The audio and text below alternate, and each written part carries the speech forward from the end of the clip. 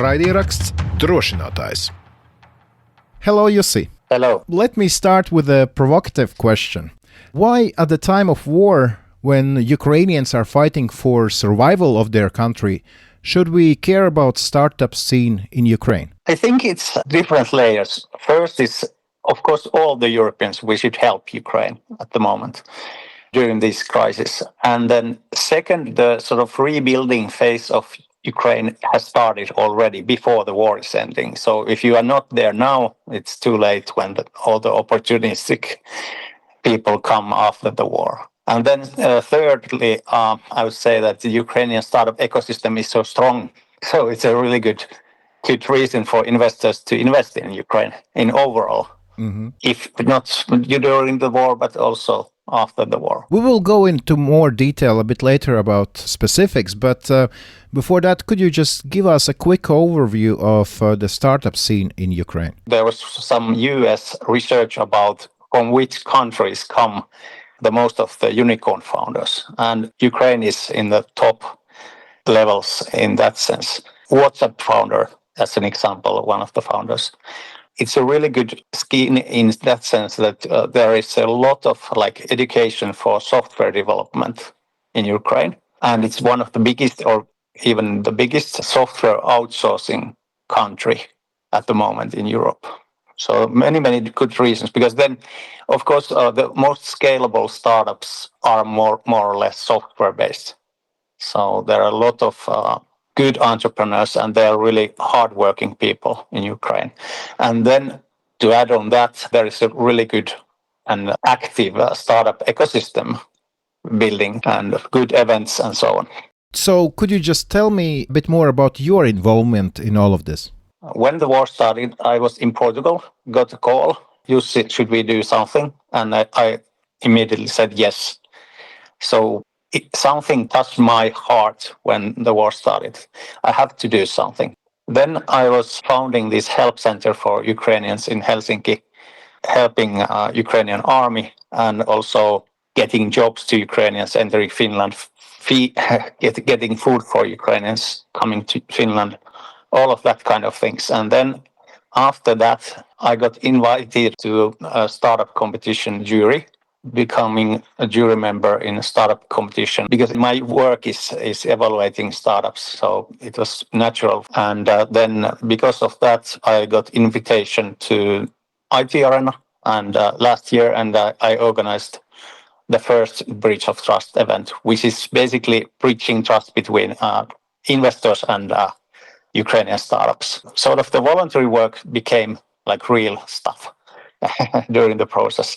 And then I was organizing second Breach of Trust during Slush, which is the biggest startup event in the world. It was success as well, so we decided with cooperation with European Business Angel Network, Latvian, Lithuanian, Estonian, Finnish business angel networks to organize the latest one. And now it seems that the voluntary work is becoming an organization, so next steps during the next Slush, we will sort of have a founding meeting of the Breach of Trust organization. So the voluntary work becoming a real organization. What is your background in the startup community? I was a founder of Balansian, which was a startup for personal finance management. I founded it in 2008. And since that, I've been helping as an advisor or every possible roles Finnish startups, so 18 years now. And I would say that I'm one of the most networked Finns in the startup ecosystem. And I'm also like a VC founder, Liquida.vc, which is then seeking for the best startups to invest. You dropped some names of the events that from that community know and don't need any introduction, but for our audience who might not be as knowledgeable in the startup scene, could you just tell us what is, you said IT Arena, you said Slush is the biggest one for startups in the world, and then you said Bridge of Trust. Could you just very briefly, just to give us the background? Okay, of course, Slush has been growing fast, and it's now the biggest startup event in the world. And it takes place in Finland, yeah? Helsinki, Finland. November, something like 20th of November this year. And I think it's sold out already. But anyways, then IT Arena is sort of the Eastern European version of Slush. It was 5,000 people now this year, and it was organized 11th time.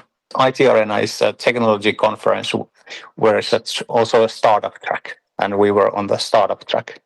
And then we organized this Bridge of Trust as a side event of those both Slush and then IT Arena 3 times now. But the Bridge of Trust is for Ukrainian startups and international investors. Is that correct? Yes, that's correct. But we're sort of building a platform for overall networking in Baltics, Nordics, Czech Republic, Poland, Ukraine. But now we are first focusing, of course, to the Ukrainian startup ecosystem because it's sort of then helping also the country westernize itself and so on. In one of the interviews, you've said at the moment in the Bridge of Trust, the most important emphasis is on building trust rather than to find immediate funding or... Exactly. And what do you mean by that? Because you don't do investments into companies that you don't have some kind of a breaching of trust element in the background. So it's really difficult to do cross-border investments if you don't have someone that is recommending the company or having some kind of shared connections and so on with the startup. So that's why we do this long term. We want to build a trust network, basically. And then through that comes investments as well. Actually, one of the winners of the startup competition that we organized, in that we heard that they already got funding, Bridge of Trust event. So, and we are also calculating this and doing some metrics for that. I think we will ask all the investors after 6 months that how many euros did you actually invest. We continue developing this platform, so it will be, I hope it will be evolving dozens of years instead of just one event or 2 events and so on. So there have been 3 Bridge of Trust events, right, so far? Yeah. 1 in Slush and 2 in IT Arena. And how has been this experience like? Have you achieved what you set out to do, or is it just the first baby steps? And how has been this experience for you? It was huge because lots of media coverage through the event. Then it was sold out 1 week before already. And actually there were 50 to 100 people trying to come in without the invitation. So it was a mess in the starting phase. Then, of course, in the panel discussion, having Serhii Pritula, some people talk that he might be the next president of Ukraine. And this level of people joining us and supporting us is huge. 30 different partners, Finnish Ministry for Foreign Affairs and so on. For our listeners, just for them to know, Serhii Pritula is a Ukrainian TV personality, and he has been very involved in fundraising millions of euros for Ukrainian military. And as an example, 18,000 drones for the Ukrainian army. So he's a national hero. So, but tell us what you saw there. You said before the war, Ukraine was known for bright minds and great ideas in startup scene internationally. But for the 3rd year, the war is going on. How has it affected the whole scene in Ukraine? Is there anyone left in Ukraine, or the brightest minds have left the country and doing their thing already abroad? Of course, that has been happening as well. But I think in general, the startups have been doing this, that they have some other legal entity in some other country in Europe. So many of them have some, and this is making the investments also easier if it's, for instance, they have offices in the Netherlands, Finland, Sweden, Spain, Portugal, all of them, and Poland, of course. So that's one effect that has happened. But then they also want to build the country, so they want to keep it alive and healthy. And they, of course, the effects, there are some side effects of a war. So, for instance, people have been moving a lot to the western side of Ukraine, having offices in Lviv, Kyiv, as an example.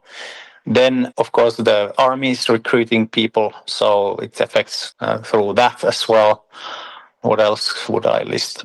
I think the positive side effect is that they are becoming more international and having more support from outside of Ukraine.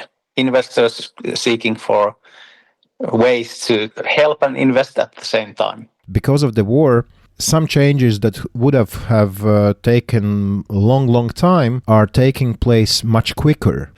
In the startup scene, as I understand from what you said, that also the changes for better in that exact sector have been faster than they would be otherwise. Is that correct assumption? Yes, that's really correct. Did you know that also our event was sort of in the middle of disinformation campaign? Yeah, I read about that, and I wanted to ask you, and I think that's a compliment for event like that even trolls and stuff like that are putting attention to you. But could you just tell our audience what happened? Yes, I was having a summer vacation, and I started to get messages from our partners that, hey, we got this kind of an email which was sort of signed by Ukrainian government. And it was not, of course. And there was this story was that we are Russians, basically. Liquido, the founder of which I am, we have Russians as founders, and we have strong connections with Russian government. And of course, I was laughing at the first because I'm a total Finn, and we all are. And we are supporting Ukraine. We have done that during these years. And in Finland, all of the people know it. But of course, our Ukrainian and other international partners started to ask like these questions that, what is this? And then we ended up into the biggest Finnish media, digital media, Iltalehti, and third biggest Keski-Suomalainen in Finland, and got it sort of corrected right away. And we lost 0 partners because of this. We have also strong support.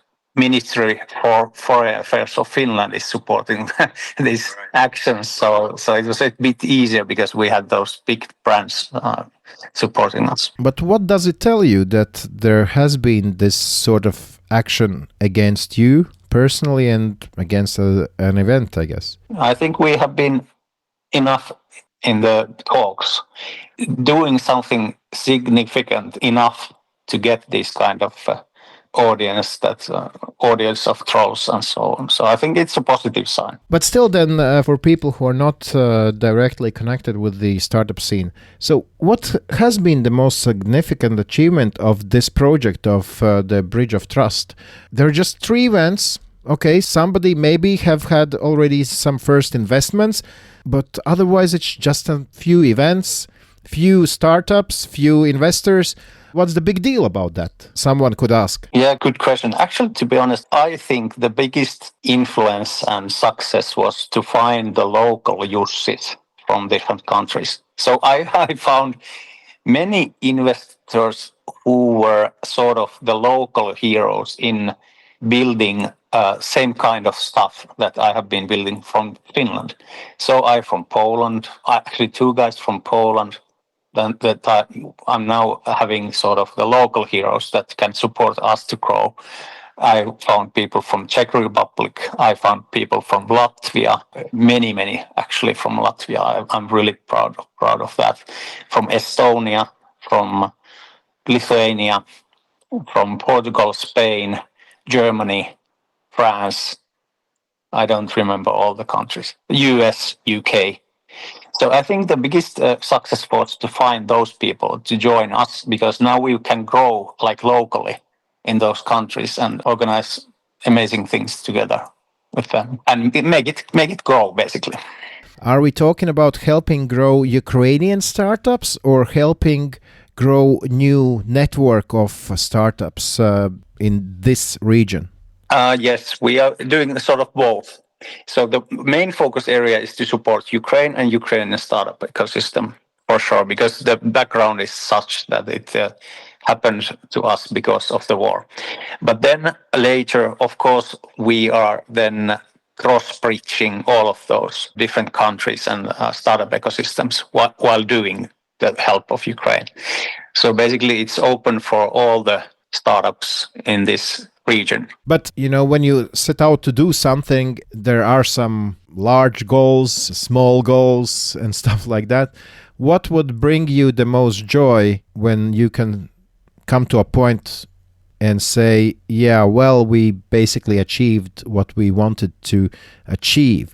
Do you have such goals? Yes, I do personally, of course, really clear goals, but we also need people to support us. So basically, we are now collecting some key players from each country to visit Slush and Helsinki next month on November, end of November. And but my biggest goal is become the biggest network of investors, VCs, family offices, and business angels that will be then cross-bridging trust, and then through that becoming the biggest player in this field in a couple of years. It takes more time because, for instance, IT Arena was founded 11 years ago, Slush almost 20 years ago, and so on. But I think we have a pretty clear agenda. I'm giving you an example. Family offices, many times, they are not that well networked. What do you mean by family offices? Like families investing. So business angel is a private person, but then family offices normally have a bit bigger money to spend on investments. And then we have venture capital companies, VCs. So we are connecting all of them instead of just business angels or just family offices or just VCs. And this is what makes us maybe a bit special in Europe. So, and basically at first you invite them and ask them to look at what the Ukrainian startup scene can offer. And then it's, just naturally grows into a discussion, what's actually in this geographical area besides Ukraine is. Yes, that's really well put. It's always when people have strong trust between themselves, like investors, they are then sharing their portfolio companies and their deal flow to each other. So basically we are growing a big deal flow for the investors joining, because then they have better networks in each countries. This is what happens in the background. So if you know someone, then that someone from that market will find you good cases to invest also in the future, not just in the events, because events are just connecting people, but the connections will then make the big difference when you have this trust people around you. When we talk about different investors, is there one thing that brings them together in the bridge of trust? Is it the fact that they want to help somehow Ukraine? Or is it that their business senses say that I must be there because when the war will be over, there's going to be huge opportunities? What are those aspects, in your view, that bring people to your event, the Bridge of Trust? I think the first thing is that all of us, first, we didn't think about any business opportunities. When the war started, I haven't at least seen anyone that would be so opportunistic, that would have been right away thinking about some later success investments or something. We basically wanted just to help Ukraine. We saw that the country was struggling and we wanted to help. But then later phases, people start to know more, hey, Ukrainian startup ecosystem is actually really good. Investment-wise, there is the valuations, for instance, in the early phase, they are lower than in Finland, as an example. And then the rebuilding phase, of course, that makes us think that, of course, there will be a lot of money investments into different industries in Ukraine. So that's also now becoming sort of more like also thinking about from business point of view and then investments point of view. But I think the origin of all has been the same in different countries when these people started to think how through their professions they could help Ukraine. You mentioned that there is also an interest from Latvian investors joining you. How did the Latvians find you, or you found them, and what brings them to your table? Yes, Egita Polanska is the name of the person that I was inviting already to Slush, I think. And Egita then was organizing a trip to IT Arena, and then there came like 20 plus investors from Latvia. But this is all about the escalation I want to do in different countries, finding those right people who are the most networked guys in their own countries and who share this passion to help Ukraine. And when you find those, then they will be the bridges of trust sort of locally and seeking for us more investors and investments through that. And if there are some Latvian investors listening to you right now, what be your very short pitch to them why they should put attention to Ukraine during the war? Yeah, in investing, deal flow is everything. That's what I always say. So you have to have plenty of companies to go through to find the best investment opportunities. So basically, through bridge of trust, you get that better deal flow. Now let's talk about the spheres of a startup scene where Ukraine is stronger than others. If we look at the army, let's say, you don't have to be a military expert to understand that because of the war, because of the situation Ukraine has been put in, that they don't receive the weapons they need to go do something about that themselves. And the result has been that they have, I'm pretty sure that after the end of the war, Ukraine is going to be in top 3 country in the world if we talk about drones. And that's the result of necessity. When we talk about startup scene, has war influenced maybe what they do?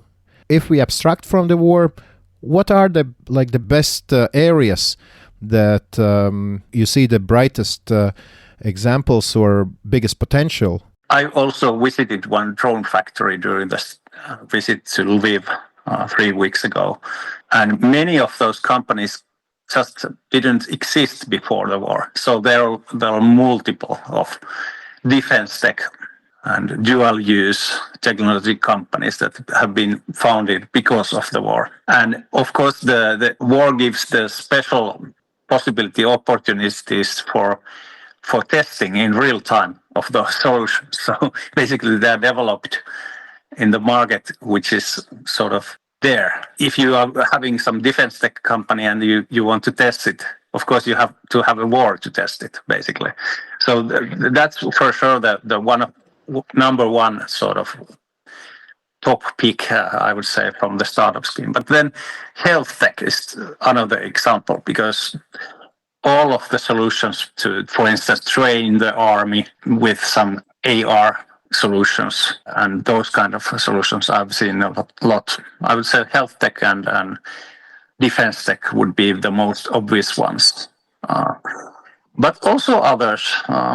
Educational technologies, they have this for army use, for instance, different kinds of solutions for also the recovering soldiers, psychological solutions. So this is a bit like health tech area as well. I don't know. I haven't been actually thinking that much because we sort of don't have any industry-specific focus. We are seeking for the best startups in any fields. When you talk to Ukrainians, you realize that the way they see the life after a few years of war is quite different from those who read about the war just in news. You know that it's not definite that tomorrow will come, and that's sad, but at the same time, there are people who are living the life more vitally, if that's the correct word. If you want to get married, let's get married, because in a year or in a month, maybe we will not have this chance. I just wanted to ask you, in your field, in the startup scene, when you meet with those very entrepreneurial Ukrainians who want to do something with their life, who have ideas, who want to grow them, do they differ from, let's say, startup guys in Finland? Yes. First, I have to say the resilience of the Serbs in Ukraine. You are always seeking for resilient entrepreneurs. But these guys who are having that much of stress levels that they can handle both founding a company without the funding and then having a war in the country at the same time. So these make the diamonds. One of the biggest things is that they have more ambitious goals because they don't see only the home country to be the place to be. And they are seeking for opportunities abroad more than, for instance, Finnish startups in the first phase.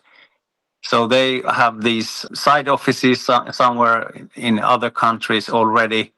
They seek for opportunities more from abroad, and these kind of effects, I would say.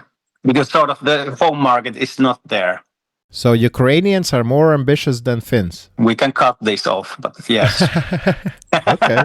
You said when the war started, you immediately understood that you want to help Ukraine in any way or somehow. Yeah. Why is that? What was the reason for you personally? I have been trying to find the right reason. But I think it's partly because in our family, we saw all those documentaries about Second World War and Nazis killing Jews and so on.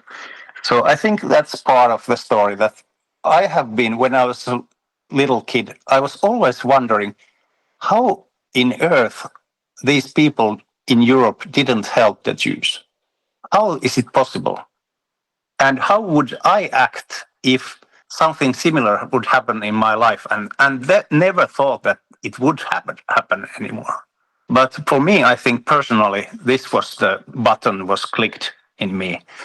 To act now, or you don't have any similar opportunities within your lifetime to do something so significant. And what have you learned about yourself, about the world as such, or your country, or your friends, or Ukrainians? What have you learned during these 2.5, almost 3 years of war by being actively involved at first in helping Ukrainians in Finland, then going to Ukraine and trying to what you do best? Are there any lessons from this experience, or of course, what have you taken from this? I knew what kind of a person I become in when this kind of crisis happens. I'm one of those people that have to act. We have different kinds of people that some don't want to even follow the war news and all of that. But I learned that from myself. Also divorced because of this happening, what happened to me, and learned also that when I have a passion to do something, I can do pretty nice things. I also learned that many of the voluntary people are actually super nice people, capable of doing amazing things. Finding those people has been maybe the most valuable asset for me personally so far. Learning also that people become more passive when the war continues. Some news don't cover anymore Ukrainian war the same way it covered in the first phases of the war. Lots of learnings.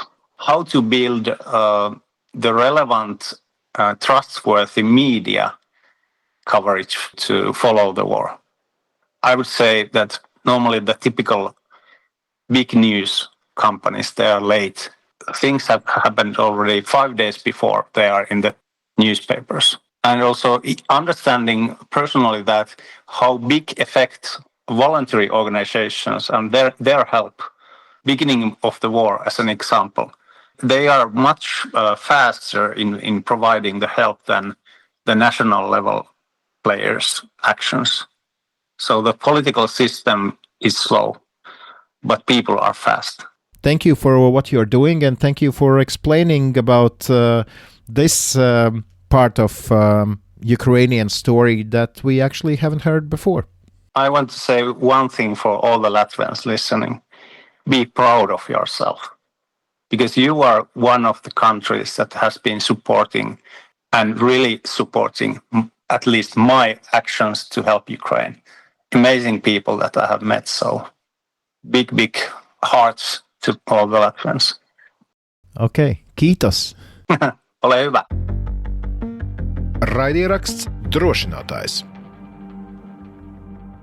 Paldies Dīvam par sarunu ar investoru Jussi Muurikainenu. Jā, šī laikam ir kārtējā reize, kad izlasot, noklausoties šo interviju, man atkal ataust atmiņā un domās tas, cik tomēr šis kara laiks ir savā veidā arī izdevīgs laiks dažādām inovācijām. Un mēs runājam ne tikai par militāro nozari, kur dažādas jaunas tehnoloģijas var izdomāt. Būtībā Ukraina ir spiest izdomāt gan pati, gan kopā ar partneriem. Un tas pats jau attiecas arī ne tikai uz militāro nozari un uz kādiem jauniem ieročiem vai tehnoloģijām, bet arī uz jebkurām citām nozarēm, jo Ukraina ir spiesti izdzīvot, spiesti pielāgoties, un tas spiež meklēt jaunus risinājumus, jaunas idejas ģenerēt. Un man šķiet, ka šis ir viens no tiem piemēriem, kā sanāk kopā tie, kam ir nauda un tiem, kam ir idejas, un tad jau arī top kaut kas labs un noderīgs ne tikai pašai Ukrainai, bet pēc tam noteikti arī citām valstīm, un arī kā eksporta prece noteikti Ukrainai. Tieši tā, un es esmu visai pārliecināts, ka neviens jaunu uzņēmums, kurš ir saticis savus nākamos investorus Jussi rīkotajā The Bridge of Trust pasākumā, vai vienalga, kā viņi tur tālāk attīstīsies, vai kļūs par organizāciju vai par uzņēmumu, ka noteikti pēc gadiem mēs dzirdēsim, ka tātad šie pirmie kontakti starp viedajiem prātiem un naudas turētājiem ir notikusi tieši kādā no Jussi rīkotajiem pasākumiem. Tātad, kā jau epizodes sākumā minēju, ir neviens visā pasaulē ļoti labi zināms jaunu uzņēmums, kas sācis savu darbību Ukrainā un strauji izplaties pasaulē. Tā kā, lai izdodas Ukraiņiem arī šajā ziņā, tas noteikti nāk par labu arī valsts ekonomikai un visam pārējiem. Un, protams, tad, kad karš būs beidzies, tad atkritīs daudzi šķēršļi, kas šobrīd, protams, buksē jebkuru jomu Ukrainā. Cerams, arī Ukrainas jaunu uzņēmumu varēs ar jaunu jaudu darboties, kad šis te Krievijas izvērstais noziedzīgais karš būs beidzies. Tas šai reizei arī viss. Nav viss. Es domāju, ka ja jums šī intervija šķita interesanta vai svarīga, padalieties ar to, ielieciet kurā platformā, kas pienākas, vai tur īkšķīši, vai zvaigznītes, vai atsauksmes. Jā, atsauksmes droši rakstiet, tās mēs arī lasām. Var turpat pie epizodēm, piemēram, radio mājaslapā rakstīt, vai arī varat mums sūtīt e-pastus uz Drošinātājs @Latvijas Radio LV. Izlasām. Tos noteikti, kā dzirdējāt arī Kristīnas sarunā, klausītājs jautājums tika iekļauts. Ja jums ir kādas idejas, kādas vēl tēmas jūs gribētu dzirdēt mūsu apskatām vai uzrunājam cilvēkus par kādām konkrētām tēmām, tad arī rakstiet mums, dodiet idejas. Mēs jau 88. reizi piedāvājam jums šīs lielās intervijas par visdažādākajām tēmām, kas saistītas ar Ukrainas cīņu par izdzīvošanu. Un nekad neviena ideja nenāk par ļaunu. Ātrāk vai vēlāk to mēs noteikti varam realizēt. Bet, jā, tas šai reizē viss. Intervija, kā vienmēr, var nedēļas nogalē LSMLV atrast rakstītā veidā, un tur arī fotogrāfijas klāt pievienotas. Bet mēs tiekamies ar tevi, Rihard, un ar klausītājiem pēc nedēļas jau nākamajā ceturtdienā, kad raidierakstu platformās iznāks jau 89. drošinātāja epizode vai piekdienās 18.15 Latvijas Radio pirmajā kanālā, kur ir drošinātāja koncentrēta versija dzirdama. Jā, šajā reizē tas arī viss. Es arī no jums atvados, un nākamajā reizē jau noteikti būs gan daudz jārunā par ASV vēlēšanām, bet sekojam līdzi ne tikai ASV vēlēšanām, protams, turpinām sekot un turpinām arī atbalstīt Ukrainu, un noteikti to darīsim arī mēs, kad atgriezīsimies jau ar nākamo epizodi, jauniem stāstiem, jaunu analīzi. Tieši tā, un atcerieties, Drošinātājs, tas ir skaidri un personīgi par karu Ukrainā. Raidieraksts Drošinātājs.